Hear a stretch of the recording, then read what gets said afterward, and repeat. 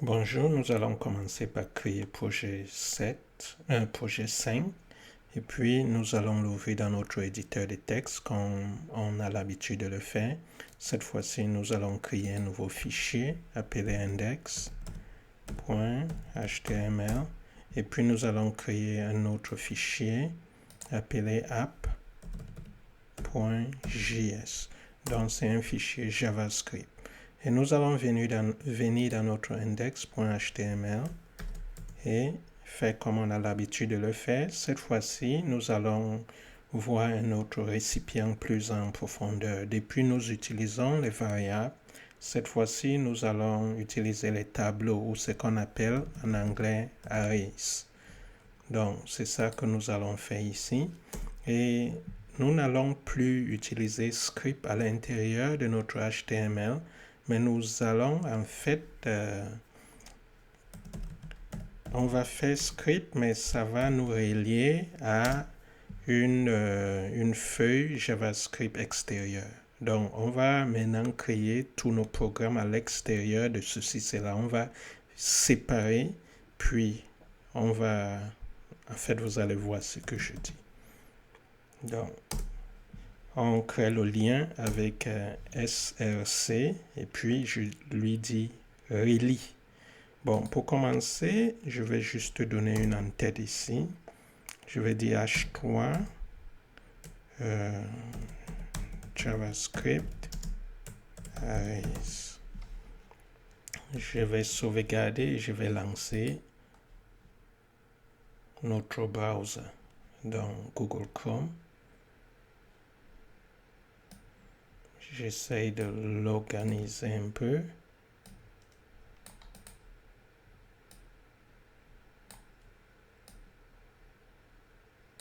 Cool. Maintenant, je vais venir ici.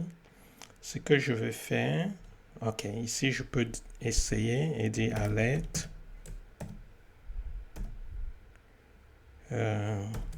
External page.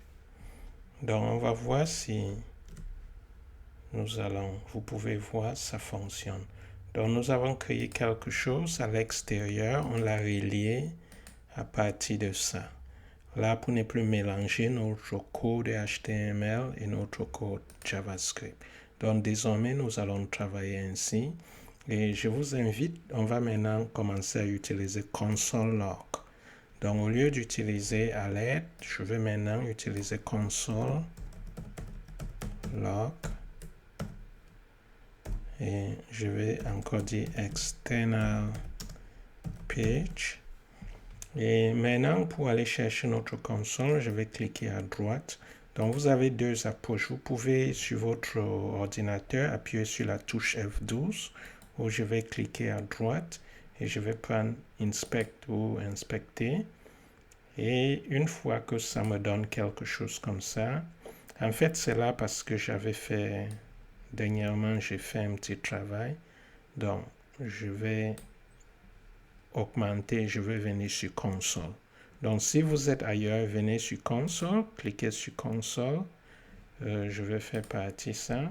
C'est aussi possible que ce ne soit pas organisé comme ça. Si vous voulez l'organiser ainsi, je veux voir. Je pense vous cliquez là.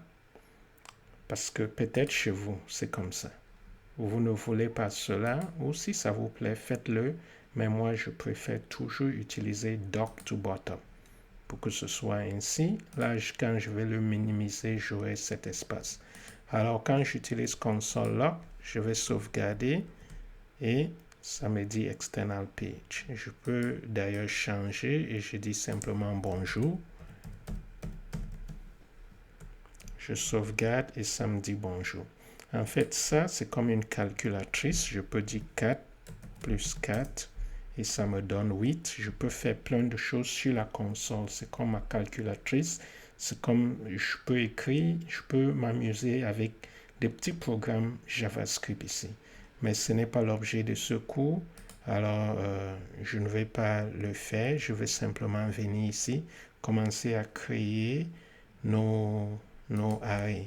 Donc, je me donne un peu d'espace et je vais venir à partir d'ici. En fait, il y a un temps, on a vu comment créer les arrays ou les tableaux, autant pour moi. Donc, je vais créer un nouveau. Par exemple, si je vais... Bon, je commence avec une variable, avec un récipient. Je vais donner le nom de ce récipient, ami. OK.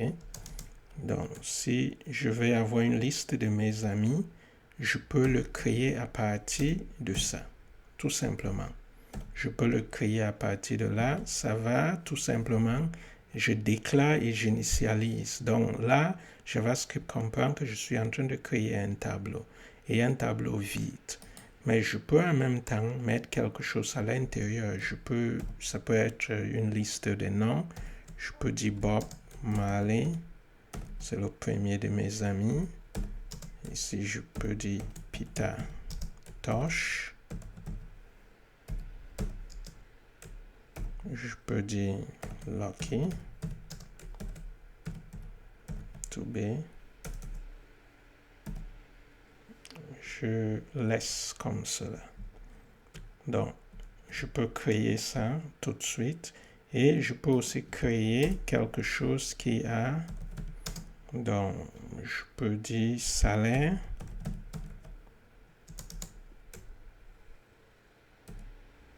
Bon, au lieu de créer comme on l'a fait tantôt, attention, je fais tellement d'erreurs.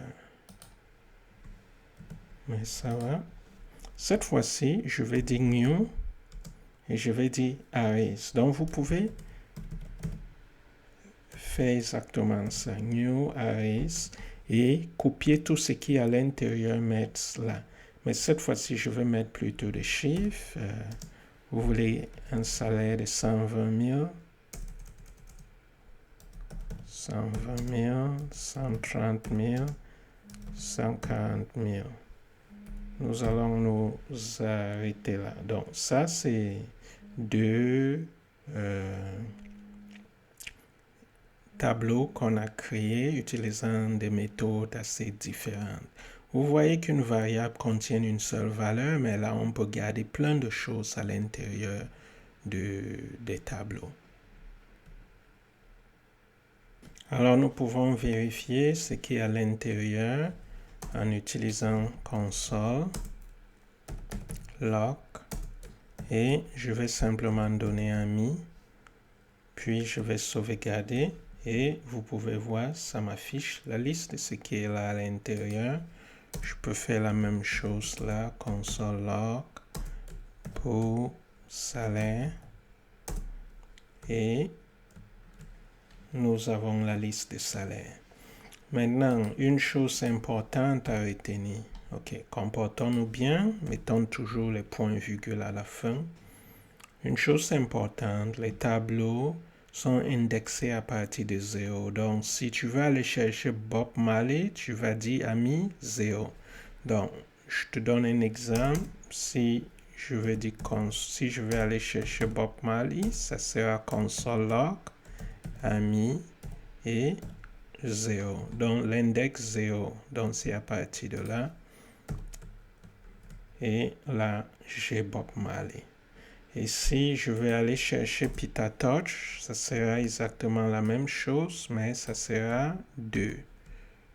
Donc, je le mets là. Ça sera dans 0, 1. Donc, ça sera 1. Parce que ça, c'est 0, ça, c'est 1. Je sauvegarde. Nous sommes là, ainsi de suite. La même chose, je peux faire la même chose avec salaire. Salaire. Et salaire ici.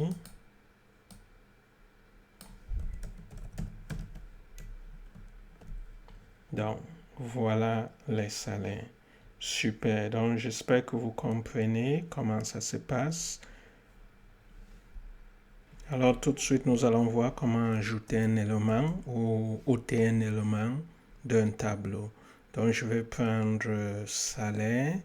Alors, avant de le faire, je vais vous montrer ce qu'on appelle une méthode de l'objet arrays.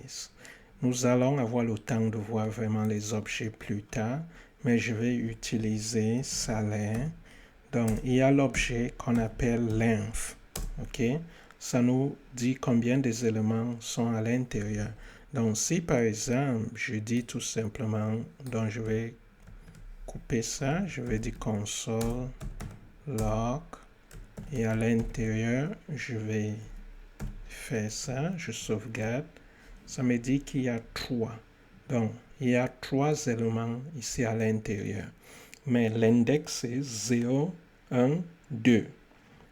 Alors, si je veux ajouter un élément à l'intérieur, la meilleure façon, c'est de me servir de salaire.length. Alors là, je suis sûr que je n'aurai pas d'erreur. Donc, tout de suite, je vais faire partie tout ça. Ça me donne quelque chose dont je n'ai pas besoin. Et je viens tout simplement dire salaire.